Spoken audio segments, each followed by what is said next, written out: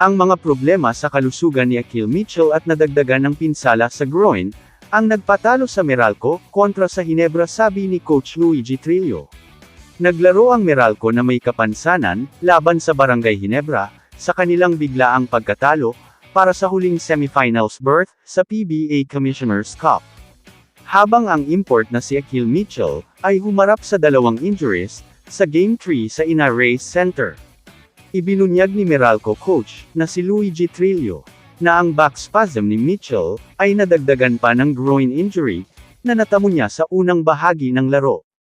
Na nag-iwan sa import, na pumipisil hanggang sa pagtatapos ng pagkatalo ng Bolts, sa Gene Kings. Nagtapos siya ng 8 puntos sa 2 of 11 shooting, ngunit humakot ng 12 rebounds, at naglabas ng 3 assist. Sa isang magiting na pagsisikap, na nauwi sa kabiguan. Kahit masakit, naglaro pa rin si Mitchell ng halos 43 minuto. Maging si Hinebra coach Tim Cone, ay nagpahayag ng pagpuri niya kay Mitchell, sa napakalaking pagsisikap na ginawa niya, sa kabila ng kanyang problema sa fitness. Pinuri naman ni Trillo, ang kasalukuyang lineup ng Hinebra, kung saan may mga nahugot si Tim Cone, katulad ni Ralph Ko, kung saan nag-ambag ito ng mahahalagang puntos, at assist para makuha ng Hinebra ang panalo.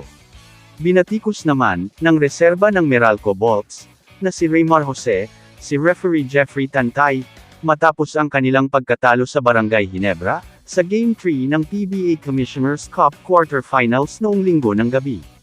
Sa isang post sa Facebook, inakusahan ni Jose si Tantay, na gumawa ng mga krusyal na foul call, laban sa Bolts, sa mga mahahalagang sandali ng laro. Bagamat tinanggal na ang post ni Jose, ay na-screenshot at ibinahagi ng iba't ibang basketball page sa Facebook.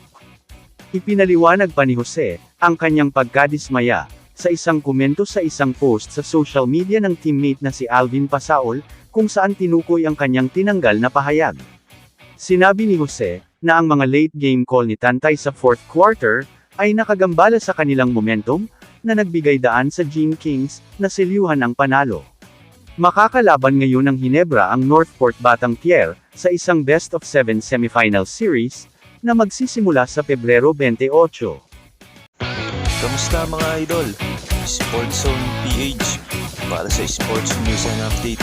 Kung bago ka pa lamang dito sa channel ko, pindutin mo na ang subscribe button at notification bell, para lagi kang update sa mga sports news.